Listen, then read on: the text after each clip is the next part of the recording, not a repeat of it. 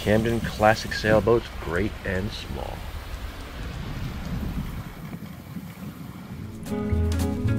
I'd like to raise the sails again, watching for the whales again, and never have to say I wish that I had done the things that I can't do when I'm too old to play. We raised our sails and ghosted out of Rockland, maybe for the last time in a good long while, and headed north. Our course would take us past the breakwater at Lighthouse on our way around to Rockport and then Camden. And as long as we're doing maps, these towns are all on the west side of Penobscot Bay in the mid-Maine coast. Look at that. So we are leaving Rockland. We had a great interview and chat with Jim Sharp, Captain Jim Sharp. Oh, and she went and talked to Gordon Bach, that's right. And this is the lighthouse at the end of the causeway on the northern side of Rockland Harbor. How am I doing on lobster plus? The breakwater, or causeway, was built in the 1890s to protect ships at anchor from the winds and waves out of the east and northeast. The causeway, built of locally quarried granite, is 43 feet wide at the top, but 175 feet wide at the bottom. It's over 4,300 feet long, and the lighthouse at the end was built in 1902. There's the guy who was blowing his horn at us in the fog. Wouldn't want to hit that. Well, we're not having a very fast sail, but it's a very warm, sunny, delightful sail.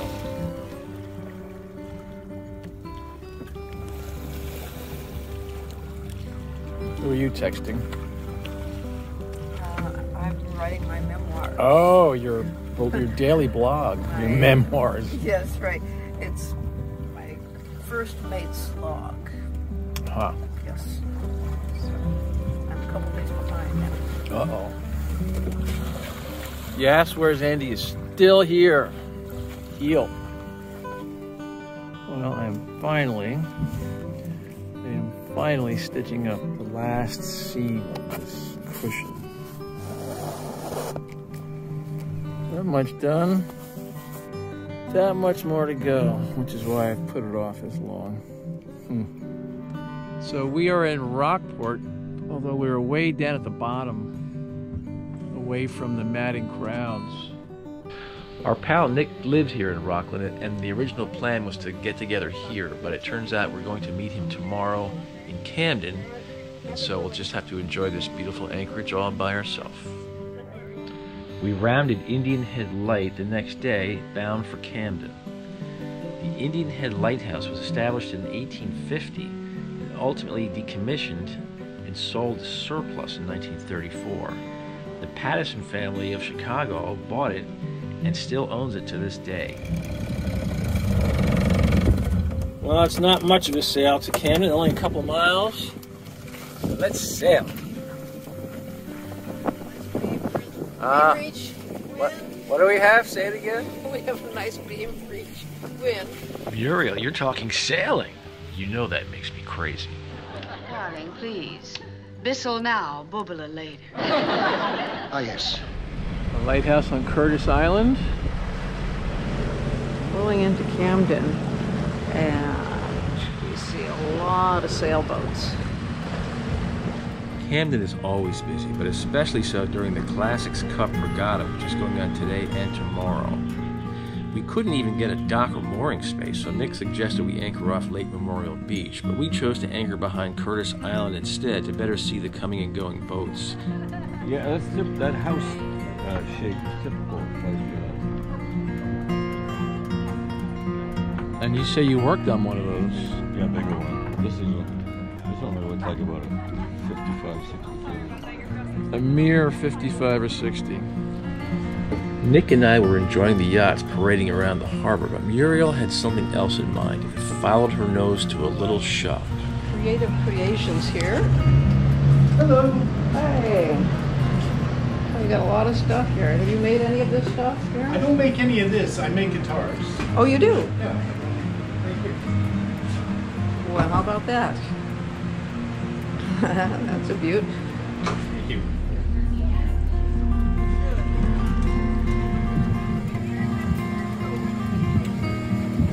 here with Nick, who we may not see next year because we've seen him. Right? We don't know where we're going next year. We've been up here the last 2 years. And come find you. I'll have no Shanghai Ben's boat. The Hunchback of Camden is here with us. Yes, with my harp guitar on my back, getting ready for the long row back to Avocet. Nick, let's go. Wait. All right. I miss seeing this guy. I really am. Yeah. That's mutual, both of you. Wow.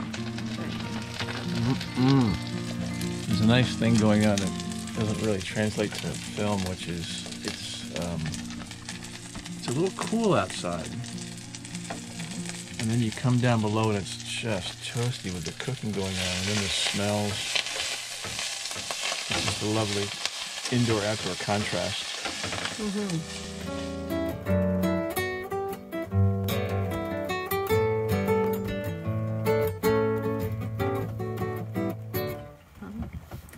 About tides, and that's what we're waiting for right now. We're waiting for the tide to change so that the boat will stop rocking quite so much. Tides will rise and fall 11 feet or more. Bring your boat up high upon the shore. Well, our perch here at Camden has a few hazards that low tide has revealed. Glad we had a stern anchor out, which was pulling us away from those. All the boats are headed out to the race course now, and as they get situated and raise their sails, we'll go have a look at Curtis Island and its little lighthouse. Then we'll sail along the edge of the race fleet on our way to Pulpit Harbor.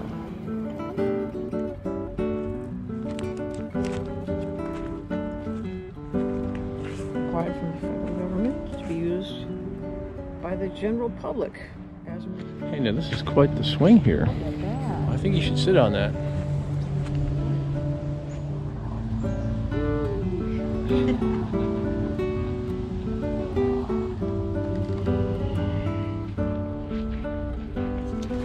We walked up to the keeper's house and found the lucky caretakers.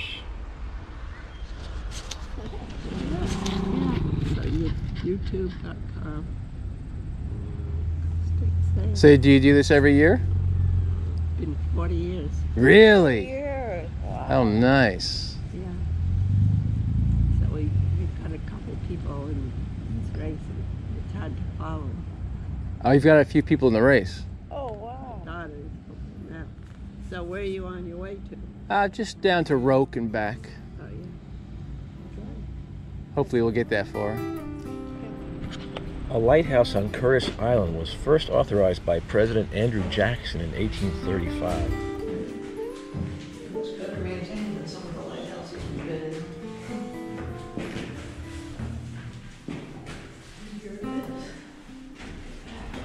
The present one was built in 1896. Locals got together and convinced the Coast Guard to donate it to the town of Camden rather than auction it off. 360 view from here. So you can see the regatta, and there's several different races that are going on in different parts of the bay. Oh,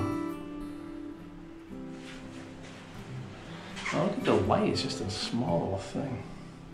It's one of the new, it's a marine LED beacon. Huh. It's made in New Zealand. Well, shoot. Well, they should make them here. Oh, and here's the little diminutive. Ooh.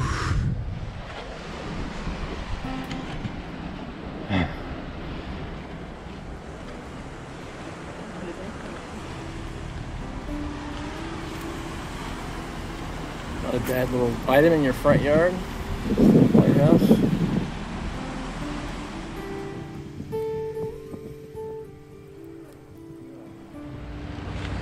All right, back in you go. So this lighthouse feels more solid than some of it. I feel much more comfortable with this. Oh, really? Some of it more rickety. Yeah.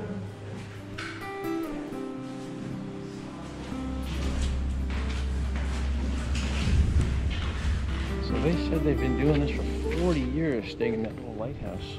And every summer. there's something, and this is a little treasure here. Well, the breeze is up, I feel that.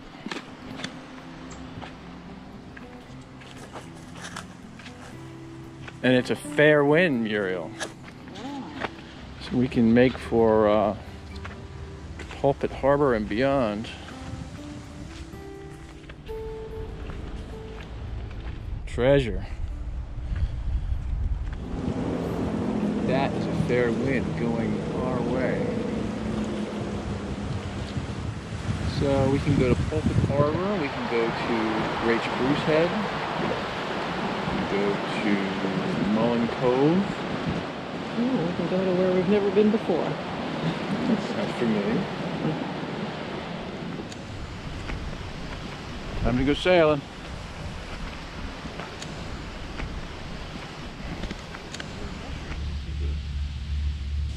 Yeah, is that edible? I don't know.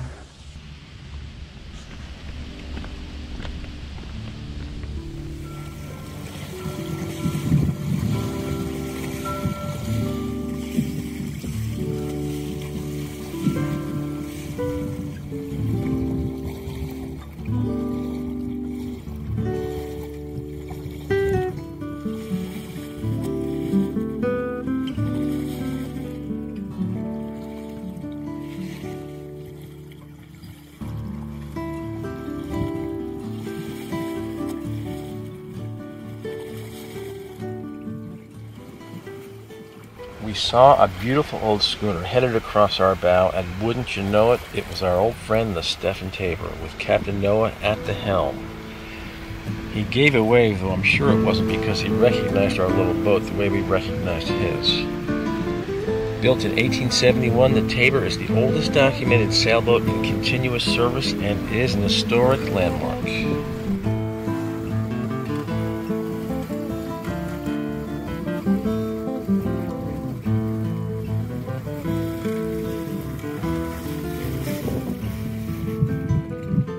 Topsail's not up. This is the Appledore II and was launched in 1978. Her maiden voyage was a circumnavigation, and you can charter this boat in Maine or Key West depending on the time of year. The racing continued as we sailed on to our next anchorage, the famous Pulpit Harbor. Pulpit is a beautiful natural harbor and a favorite last overnight stop of the windjammer fleet before returning back to their home ports of Camden or Rockland. So sailing into Pulpit Harbor, that's the way to do it. Guarding the entrance is Pulpit Rock and its huge osprey nest that documentation indicates has been occupied for over 400 years. We anchored as far up into Minister's Cove as we could get, not far from the only other sailboat. What a beautiful spot.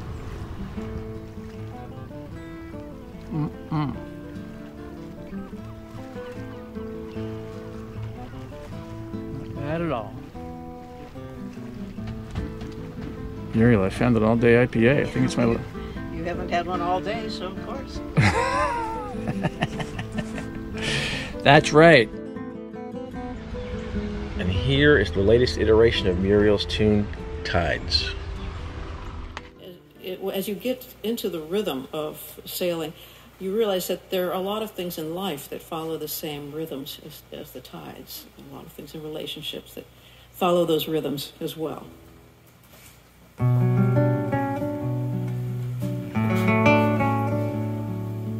Making our way down east, running from a storm, running from the pace of change.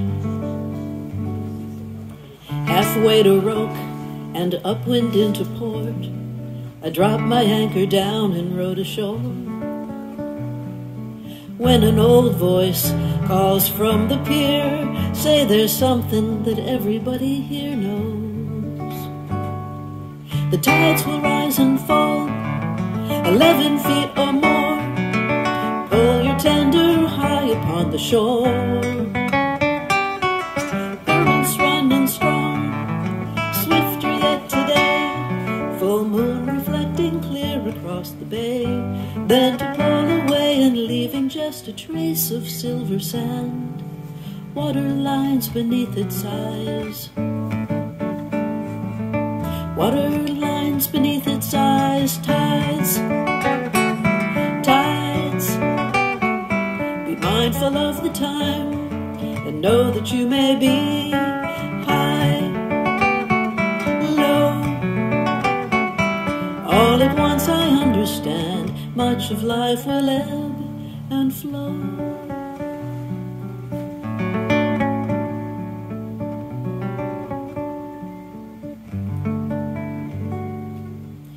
Long about 4 a.m., laying awake in bed, thinking of what I should have said.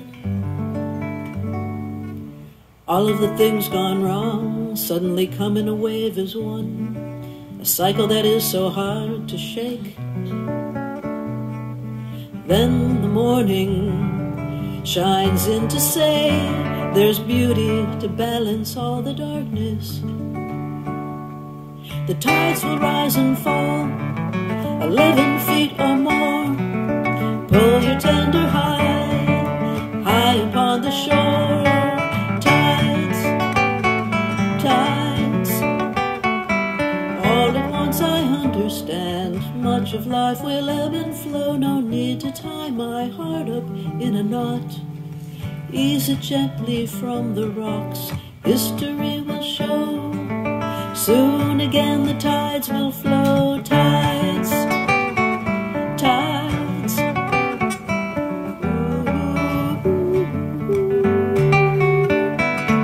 High, low.